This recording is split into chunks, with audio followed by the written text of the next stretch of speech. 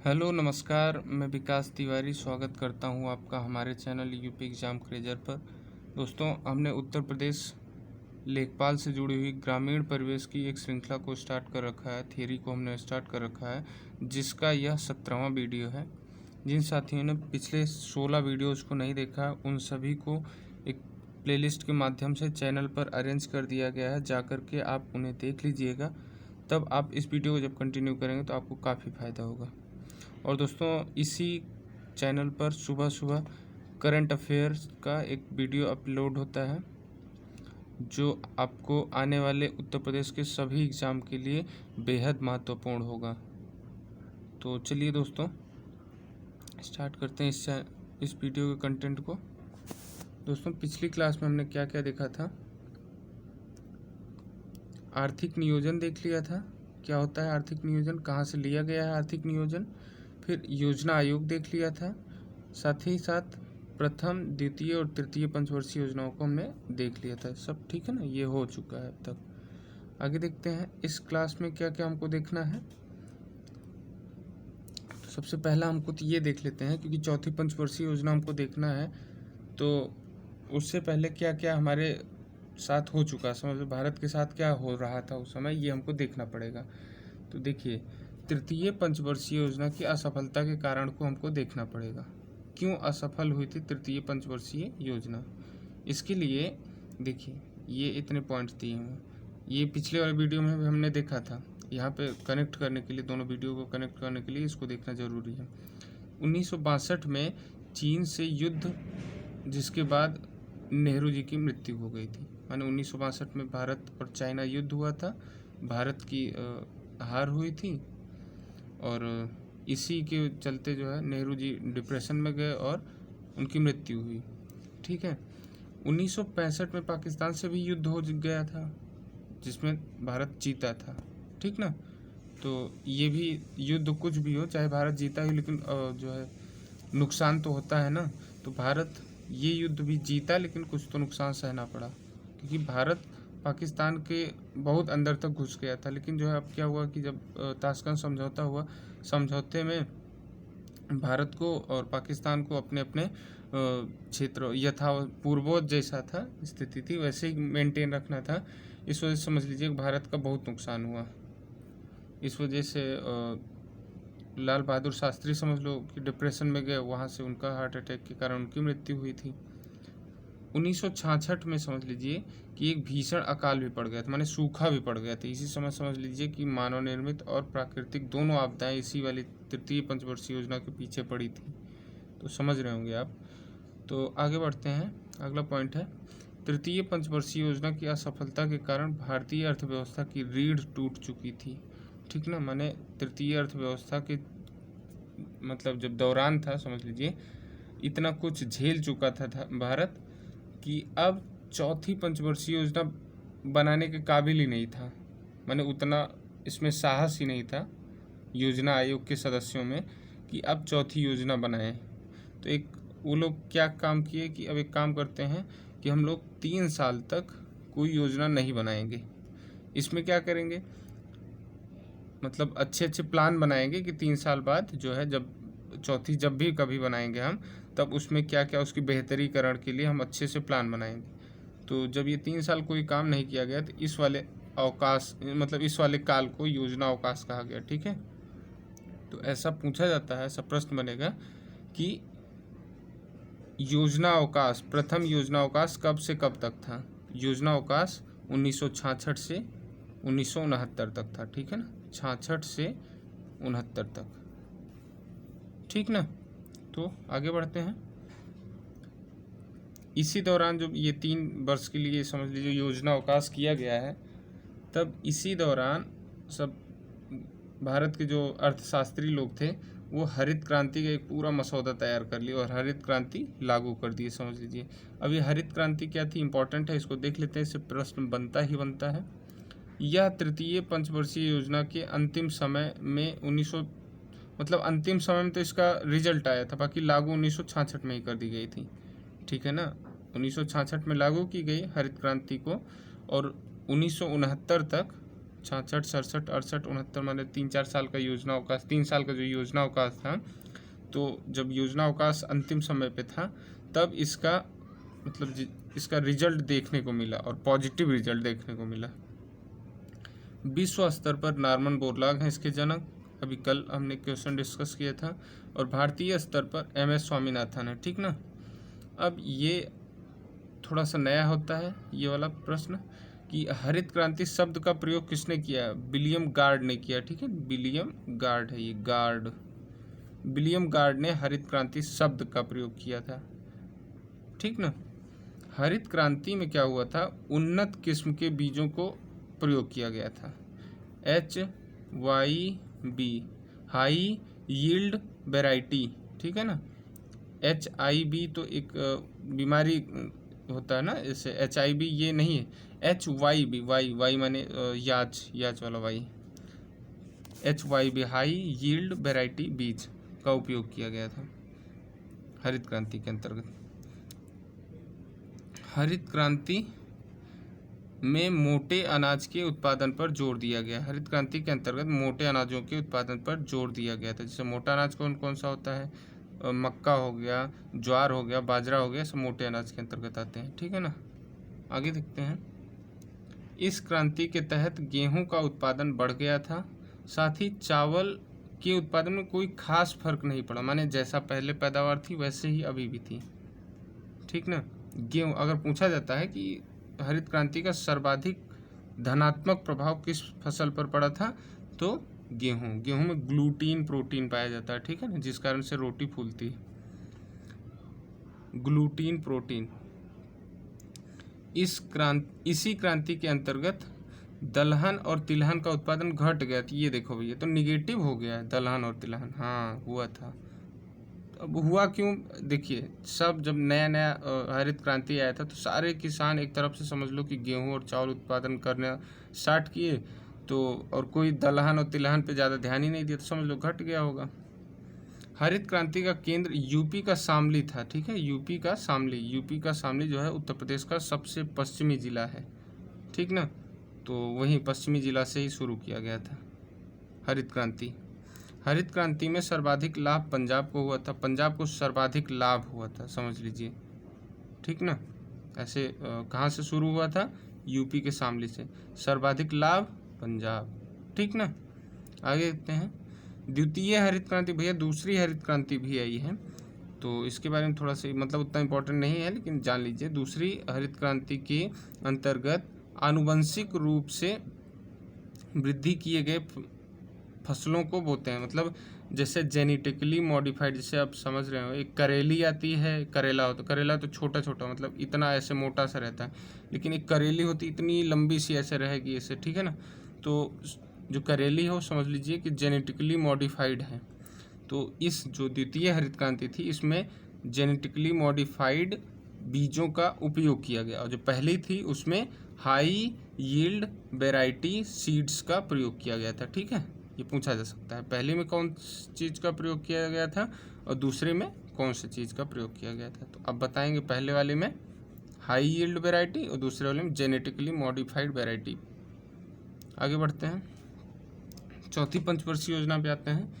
चौथी पंचवर्षीय योजना का उद्देश्य जो था स्थिरता को प्राप्त करना था, माने देश की जो अर्थव्यवस्था थी तीसरे के तहत एकदम डगमगाई थी, लेकिन हरित क्रांति आया, थोड़ा समझ लो कि अंधेरे में एक दीपक का काम किया, तो जो थोड़ा मोड़ा स्थिरता आ रही थी उसी को और बढ़ा चढ़ा के प्राप्त करना था।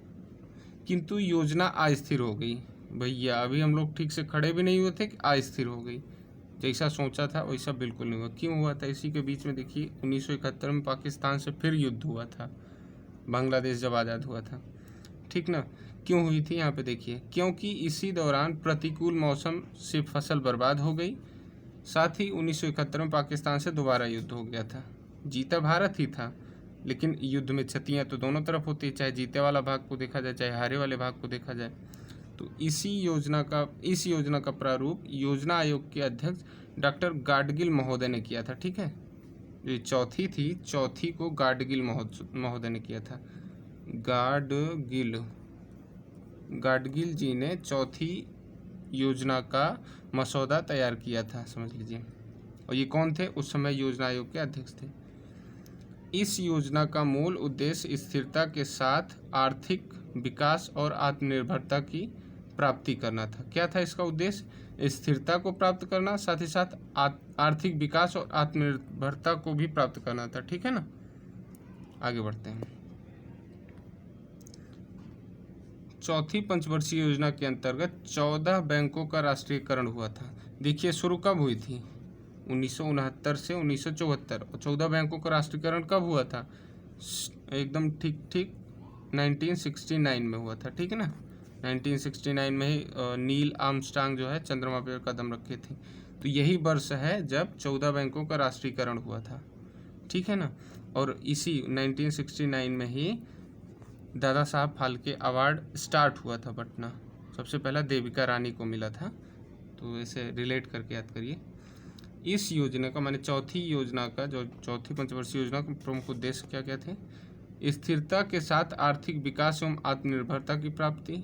ठीक है, राष्ट्रीय आय एवं रोजगार के अवसरों में वृद्धि, माने सबको रोजगार मुहैया करा सकें ऐसा अवसर सबको मिले, इसमें वृद्धि किया गया। आय एवं संपत्ति का समान वितरण तथा क्षेत्रीय असमानता में कमी। ठीक ना, संतुलित विकास पर जोर, तीव्र गति से औद्योगिक विकास तथा आधारभूत एवं भारी उद्योगों पर विशेष बल। इसमें कहा जा रहा है संतुलित विकास पर जोर दिया गया। संतुलित विकास मतलब समझ रहे हैं, ऐसा नहीं है कि कृषि पे पूरा विकास कर दो और जो है परिवहन पे थोड़ा सा ही करो, ऐसा नहीं, पूरा संतुलित विकास करना सबका। परिवार नियोजन इस योजना के मुख्य लक्षणों में से एक था। हाँ, अब देखिए ये वाला चीज़ पूछा सकता है, क्योंकि ये 12वां पंचवर्षीय योजना में किसी में परिवार नियोजन के बारे में कोई खास बात नहीं की गई थी। किस में की गई थी? चौथी में की गई थी। ठीक है ना, चौथी में। आगे बढ़ते हैं, ये चीज़ इंपॉर्टेंट है, इसको पूछा जा सकता है। परिवार नियोजन कौन से पंचवर्षीय योजना के तहत लक्ष्य के रूप में रखा गया था? आगे बढ़ते हैं। 5वीं पंचवर्षीय योजना, ये 74 से 78 चली थी। अब यहाँ पे देखिए, यहाँ पे एक लोचा है। देखिए 74 से 78 ये तो मात्र 4 वर्ष ही है। तो अभी कल जो प्रश्न वाली श्रृंखला का वीडियो था, हमने वहाँ पे बताया था 5वीं पंचवर्षीय योजना 4 वर्ष के लिए। क्यों कम हो गई थी ये? जनता पार्टी की सरकार आई थी, मतलब ये जो इंदिरा गांधी जी का चुनाव हुआ और हार गई, जनता पार्टी की सरकार आई, वो लोग जो है 1 साल पहले ही बंद कर दिए। अब इसके बारे में देखते हैं। 5वीं पंचवर्षीय योजना का मुख्य लक्ष्य जो था गरीबी हटाना। इस वाले को समझ लीजिए कि गरीबी हटाना ही ऐसे था, इसका तो बहुत सारा चीज़ होगा, लेकिन मेन वाला जो था गरीबी हटाना था। ठीक है ना, गरीबी हटाने के लिए 20 सूत्री कार्यक्रम लाया गया। इस योजना को जनता पार्टी की सरकार ने 1 वर्ष पूर्व ही समाप्त घोषित कर दिया। ठीक है, 4 वर्ष चलने वाली योजना है ये। इस योजना की 2 प्रमुख उद्देश्य कौन सा? पहला गरीबी हटाओ, दूसरा आत्मनिर्भरता की प्राप्ति करना। ठीक है ना, ये 2 ठे उद्देश्य थे। लेकिन ये वाला समझ लीजिए गौड़ था और ये वाला मुख्य था। ये वाला एकदम चर्चा में, लाइमलाइट में आ गया और ये वाला नहीं। इस योजना में पहली बार गरीबी हटाओ का नारा दिया गया। किसने दिया था? आपकी इंदिरा गांधी जी ने। ठीक है ना, न्यायपूर्ण मजदूरी कीमत की नीति अपनाई गई थी। न्यायपूर्ण मजदूरी कीमत की नीति अपनाई गई, मतलब जो जिस हिसाब से काम कर रहा हो उस हिसाब से उसको मजदूरी दी जाए, ये एक नीति अपनाई गई। ठीक है, पहले इसके पहले नहीं इतना रहा होता था। आगे बढ़ते हैं। अनवरत योजना, अनवरत माने कंटिन्यूअस प्लान जो है, इसको अंग्रेजी में रोलिंग प्लान भी बोले थे। तो ये कब से कब तक था? 1978 माने 78 से 80 तक। ये भैया जो जनता पार्टी वाले थे, ये क्या किए कि पहले तो जो 5वीं पंचवर्षीय योजना थी उसको 1 साल पहले ही ख़त्म करके 4 वर्ष की बना दिए। अब इन लोगों को 6वीं पंचवर्षीय योजना बनाना चाहिए था, लेकिन ये लोग कहे कि नहीं, 5 साल पे हम लोग इतना वेट नहीं कर पाएंगे कि योजना लागू की और उसका 5 साल वेट करें उसके रिजल्ट का, तो 1 साल का हम लोग बनाते हैं। तो ये क्या किए, अनवरत योजना, जिसका टाइम पीरियड मात्र 1 वर्ष हुआ करता था। ठीक है, तो इसको लगाए। किसने लगाया था? जनता पार्टी ने। ये जब जो होती थी ये गांधी मॉडल पर आधारित होती, समझ लीजिए गांधी जी का नाम बदनाम कर रहे हैं, बस गांधी मॉडल का नाम ही का है और बाकी बहुत अच्छा विकास नहीं हुआ था इसमें। इस योजना को प्रोफेसर डी.टी. लकड़वाला ने तैयार किया था, ठीक है, प्रोफेसर डी.टी. लकड़वाला समिति भी थी एक गरीबी मापन में। रोलिंग प्लान की उपलब्धि की चर्चा पब्लिक नहीं की गई, माने जैसे आजकल आज की डेट में अगर हम कहें पहली पंचवर्षीय योजना है तो आप विकिपीडिया पर सर्च करेंगे पूरा मिल जाएगा, क्या था इसका लाभ हानि, ठीक है ना, सब कुछ इसका पॉजिटिव नेगेटिव सब कुछ मिल जाएगा। लेकिन आपको रोलिंग प्लान सर्च करें तो कुछ इसमें दिया ही नहीं, माने सरकार ने कुछ बताया ही नहीं, तो पब्लिक ही नहीं किया था इसके आंकड़ों को, ठीक है। तो ये था छठी पंचवर्षीय योजना। छठी पंचवर्षीय योजना देखते हैं, ये 80 से 85 थी, ठीक ना। इस योजना में औद्योगिकीकरण पर मुख्य जोर दिया गया, माने औद्योगिकीकरण, उद्योगों को स्थापना में फिर से हम लोग देखेंगे। और पहली बार अगर बात करें कब देखे थे तो दूसरी पंचवर्षीय योजना के दौरान देखे थे, ठीक है ना। जनता पार्टी की सरकार द्वारा पाँचवीं पंचवर्षीय योजना के 1 वर्ष पूर्व ही समाप्त कर दिया गया था, तो पहले की बात है, कोई बात नहीं। आगे बढ़ते हैं। इसी दौरान जनता पार्टी की सरकार गिर गई और कांग्रेस पार्टी पुनः 1980 में सत्ता में आ गई, और जब सत्ता में आई तो योजना को पुनः व्यवस्थित करके 1 अप्रैल 1980 से 1985 तक छठी पंचवर्षीय योजना को इन लोगों ने लागू किया। किसने? कांग्रेस पार्टी ने, ठीक है ना, क्योंकि जनता पार्टी के बस का कुछ नहीं था भाई। छठी पंचवर्षीय योजना जो थी गरीबी निवारण और रोजगार सृजन के ऊपर विशेष बल दी थी, ठीक ना। इसके बाद है, इस योजना के दौरान मानक वित्त वर्ष को रोजगार मापने के लिए अपनाया गया।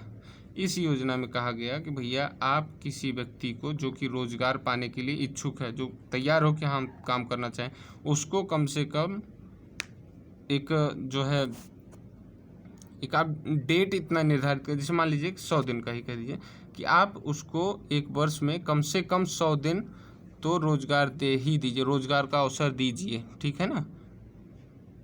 समझ रहे होंगे कि एक अगर कोई तैयार है कि हाँ भैया हम काम करने के लिए तैयार हैं, तो आप मतलब सरकार उसको कम से कम 100 दिन का रोजगार देने का गारंटी करे, ऐसा कुछ करे, कोई जुगाड़ करे, समझ लीजिए। तो ये ऐसा था, ठीक है ना। आगे बढ़ते हैं। इसी योजना के एक कार्यदल ने गरीबी निर्देशांक को तैयार किया था, गरीबी निर्देशांक, ठीक है। देखिए इस वाले में, इस पंचवर्षीय योजना ने 6वीं और 7वीं में थोड़ा सा एक अंतर है, समझ लीजिए। गरीबी निर्देशांक पहले तैयार कर लिए हैं और 7वीं में गरीबी को परिभाषित करेंगे, ठीक है ना। 7वीं में गरीबी को परिभाषित करेंगे, 6वीं और 7वीं में ये चीज़ कॉमन है।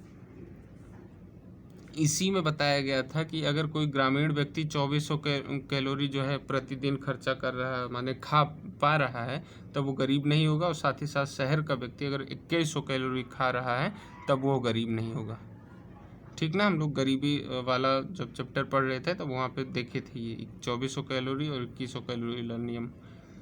छठी योजना के 15 वर्ष, जो छठी योजना थी 15 वर्ष की दीर्घ अवधि को ध्यान में रखते हुए बनाई गई थी, माने हम लोग 15 साल बाद कौन से पायदान पे खड़े होंगे ये सब ध्यान में रखते हुए बनाई गई थी, माने भारतीय अर्थव्यवस्था, ठीक है ना। अर्थव्यवस्था के आधुनिकीकरण को पहली बार छठी पंचवर्षीय योजना में अपनाया गया था। ये समझ लीजिए कहने की बातें थी। मेन आधुनिकीकरण तो 1991-92 में किया गया था, ठीक है ना, जब LPG आया था। आगे बढ़ते हैं, बात करते हैं 7वीं पंचवर्षीय योजना की। ये 85 से 90 चली थी। इसको डॉक्टर चक्रवर्ती मॉडल पे आधारित थी, ये कोई खास इम्पोर्टेंट नहीं है। इसमें देखिए गरीबी को इसमें परिभाषित किया गया, माने होती क्या है गरीबी। इसके पहले तो 6वीं वाले में कर दिए भैया 2400 और 2100 वाला वो कैलोरी वाला नियम लगा दिए, ठीक ना। लेकिन यहाँ पे आके परिभाषित कर रहे हैं कि कौन होगा गरीब, समझिए उल्टा काम कर रहे हैं। अब आगे देखते हैं 1989 में जवाहर रोजगार योजना को प्रारंभ किए। जवाहर रोजगार माने इसमें रोजगार लोगों को देना है, 7वीं वाले में ये बात करें, ठीक ना। यह योजना दीर्घकालीन विकास पर जोर देते हुए उदारीकरण पर बल देने वाली थी। बस कहने की बातें हैं ये सब, ये मुख्य लक्ष्य वाला यहाँ पे है पॉइंट। इस योजना का लक्ष्य अनाज के उत्पादन तथा रोजगार के अवसरों की वृद्धि करना, आधुनिकीकरण, आत्मनिर्भरता एवं सामाजिक न्याय की मूलभूत अवधारणाओं के तहत विकास करना था। ठीक है ना, आसान है, कोई वो नहीं है इसमें, कोई कठिन वाला टॉपिक बिंदु नहीं है। यह एक सफल योजना रही थी, मतलब जितना हम लोगों ने लक्ष्य रखा था उससे ज़्यादा की प्राप्ति किए थे। ठीक है, इस वजह से कह रहे हैं कि सफल योजना थी। 8वीं पंचवर्षीय योजना पे आते हैं। 8वीं पंचवर्षीय योजना 92 से 97 थी। ये इम्पोर्टेंट हो गई थी क्योंकि जब ये आई है तब हमारे देश में LPG माने रिफॉर्म कर दिया हमारी अर्थव्यवस्था को, जो पहले बंद अर्थव्यवस्था हुआ करती थी अभी खुली अर्थव्यवस्था कर दिए हैं। तो ये तब आई हुई, इस वजह से थोड़ा सा इम्पोर्टेंट तो होगा ही। यह योजना 2 वर्ष का ब्रेक लेकर स्टार्ट हुई थी, माने 90 में वाली ख़त्म हुई थी, 91 में शुरू हो जाना चाहिए था ना, लेकिन नहीं, ये 92 तक 2 वर्ष का इंतज़ार की, पहले रुकी, उसके बाद जो है 92 से 97 तक चली। क्योंकि भारत 1991 आर्थिक संकट से जूझ रहा था, तभी समझ लीजिए कि ये नहीं हुआ था, स्टार्ट नहीं हुई थी। इस योजना को मनमोहन सिंह जी ने तैयार किया था। मनमोहन सिंह जी ने तैयार किया था, लेकिन मॉडल कौन सा था? जॉन डब्ल्यू मिलर मॉडल था। ये देखिए, ये इंपॉर्टेंट है, ये और ये, इसमें अंतर समझिए। मनमोहन सिंह जी ने तो अपना दिमाग लगा के तैयार किया था, लेकिन मनमोहन सिंह जब तैयार कर रहे थे इस योजना को तो उनके दिमाग में कोई आदर्श मॉडल तो रहा होगा, तो वो कौन सा मॉडल था? John W Miller model. ठीक है ना, आगे देखते हैं इसका। हाँ, ये मोस्ट इम्पॉर्टेंट ये वाला पॉइंट है कि मानव संसाधन विकास प्रमुख उद्देश्य था, माने मानव को संसाधन माना गया इस वाले में। इसके पहले तो बस लोगों को ऐसा माना जाता था कि ये तो जनसंख्या है, समझ लीजिए, लेकिन यहाँ पे आने के बाद 8वीं पंचवर्षीय योजना में माना गया कि मानव जो है संसाधन है, इसका अच्छे से यूज किया जाएगा तो भारत के विकास में ये बहुत बढ़िया भूमिका निभाएगा। प्राथमिक शिक्षा एवं सार्वभौमिक विकास करना इसका लक्ष्य था। अगला, पेयजल एवं प्राथमिक स्वास्थ्य को सुविधा मुहैया कराना। ठीक है ना, ये सब था। आगे देखते हैं 9वीं पंचवर्षीय योजना। 9वीं पंचवर्षीय योजना 97 से 2002 तक रही है। इस योजना में भूकंप, कारगिल, देखिए 2002 में भूकंप आया था, कारगिल युद्ध और 1998 परमाणु परीक्षण, ये सब के कारण असफल रही थी। देखिए असफल, भूकंप के कारण क्यों असफल होगी बताने की कोई ज़रूरत नहीं, कारगिल युद्ध के कारण भी होती। अब यहाँ बात करते हैं 1998 जो परमाणु परीक्षण हुआ था, इसके कारण कैसे असफल हो जाएगी। देखिए जब ये हुआ तब जो विदेशी ताकतें हैं, अमेरिका वगैरह, ये सब भारत पे सैंक्शन लगा दी, जिस वजह से अर्थव्यवस्था थोड़ा सा डगमगाई थी। ठीक है ना, इस वजह से कहा जा रहा है कि असफल हुई थी। इस योजना का लक्ष्य राजकोषीय नीति को लागू करना था ताकि केंद्र, राज्य और सार्वजनिक क्षेत्र में राजस्व घाटे को कम किया जाए। ठीक ना, जो बजट आता है उसमें राजस्व घाटा, मतलब वो डिसाइड लोग करते हैं कि भैया हम इतना पैसा खर्चा करेंगे, लेकिन खर्चा करके इतना बैठ जाते हैं। तो इस योजना के तहत ये मतलब कोशिश किया गया कि जो है राजकोषीय नीति को लागू करना था ताकि केंद्र, राज्य और सार्वजनिक क्षेत्र राजस्व घाटे से बच सकें, कम हो सके। ठीक है ना, सामाजिक न्याय में समानता के साथ आर्थिक विकास 9वीं पंचवर्षीय योजना का मुख्य उद्देश्य था। सामाजिक न्याय में समानता माने अगर न्याय मिल रहा है तो उसमें गरीब, अमीर, उच्च वर्ग, निम्न वर्ग, ये सब न देखा जाए। तो सामाजिक न्याय में समानता, साथ ही साथ आर्थिक विकास सभी वर्गों का 9वीं पंचवर्षीय योजना का मुख्य लक्ष्य था। आगे देखते हैं 10वीं पंचवर्षीय योजना। बस इधर को बस समझ लीजिए कि सन याद कर लीजिए, इतना कोई खास इंपॉर्टेंट नहीं, बस ये तो लिख दिए बीचों में कि कुछ इसमें कोई लगे कि हाँ कुछ तो पढ़े हैं इसमें। देखिए 10वीं पंचवर्षीय योजना में शिक्षा को बढ़ावा देने के लिए सर्व शिक्षा अभियान को प्रारंभ किया गया। ठीक ना, योजना में कृषि को महत्वपूर्ण तत्व के रूप में स्वीकार किया गया क्योंकि कृषि क्षेत्र के विकास के लाभ को व्यापक रूप से फैलाने में सर्वाधिक शक्ति है। माने जो पहले वाले योजना पंचवर्षीय योजना में हम लोग देखे थे कि कृषि जो है मैक्सिमम लोगों को अपने में लगा सकती है, उनको बेरोजगार नहीं फील करने देगी। ये वही वाला समझ लीजिए, फिर से कहा गया कि कृषि को हम लोग ऐसे नेग्लेक्ट नहीं कर सकते हैं, कृषि को महत्वपूर्ण तत्व के रूप में स्वीकार किया गया। उन क्षेत्रों का तीव्र विकास सुनिश्चित किया गया जो लाभप्रद व रोजगार के अवसर को सृजित करने वाले थे। ठीक है ना, ऐसे क्षेत्र जैसे मान लीजिए कि ऐसा कोई समझ लीजिए आईटी कंपनी है, तो आईटी कंपनी में समझ लीजिए कि बीटेक वगैरह ये सब का बढ़िया ज़रूरत पड़ेगी, बीटेक किए हुए छात्रों की। तो समझ लीजिए कि उस समय 2002 से 7 के बीच में बढ़िया बढ़िया बीटेक वाले कॉलेज खोले गए। क्यों? क्योंकि ये बीटेक वाले निकलेंगे यहाँ से, तो यहाँ से जो आईटी सेक्टर में जाएंगे, तो आईटी सेक्टर एक लाभप्रद और रोजगार देने वाला एक सेक्टर है, ठीक ना, समझ रहे होंगे। ये एग्जाम्पल दिए थे। 11वीं पंचवर्षीय योजना, इसको देख लीजिए। इसका समय था 7 से 12, 2007 से 2012, और इसका लक्ष्य था समावेशी विकास करना, ठीक ना, बस इतना ही था इसका, और कोई खास नहीं। 12वीं पंचवर्षीय योजना देखते हैं। 12वीं पंचवर्षीय योजना ये देखिए 2012 से 2017 के लिए तो लाई गई। देखिए लिए इधर था, यहाँ पे लिखे थे, इधर चलाया है, देख लीजिए, मैनेज कर लीजिए थोड़ा सा। 2012 से 2017 के लिए लाई गई थी, लेकिन क्या हुआ कि बीच में योजना आयोग जो है ख़त्म कर दिया गया 2014 में, नीति आयोग आ गया उसके बाद। तो इस वाले योजना का माने पंचवर्षीय योजना जो है, इसका भी कोई खास जो है डाटा अवेलेबल नहीं है, तो इसके बारे में भी बहुत ज़्यादा नहीं पूछ सकते हैं। तो इसका लक्ष्य क्या था, ये चीज़ देख लीजिए। तीव्र अधिक समावेशी, तीव्र विकास, अधिक समावेशी विकास एवं धारणीय विकास, 3 तरीके का विकास यहाँ पे लेना था। माने हम लोगों का विकास जो है तेज हो, अधिक हो और धारणीय हो, जिसको हम लोग एक्सेप्ट कर सकें, जन जन तक एक्सेप्ट कर सकें, ठीक है ना। ऐसा नहीं कि जो है जीडीपी बढ़ती जाए लेकिन लोगों में असंतोष और अनहैप्पीनेस व्याप्त होता जाए, ठीक है। तो ये रहा हमारा पंचवर्षीय योजनाओं का वीडियो। तो मिलते हैं दोस्तों अगली वीडियो में, जो कि रहेगी प्रश्नों की श्रृंखला, ये 7 होगा, प्रश्नों की श्रृंखला 7th में, ठीक है ना। तो धन्यवाद दोस्तों, आप यहाँ तक जुड़े थे, धन्यवाद। मिलते हैं अगली वीडियो में।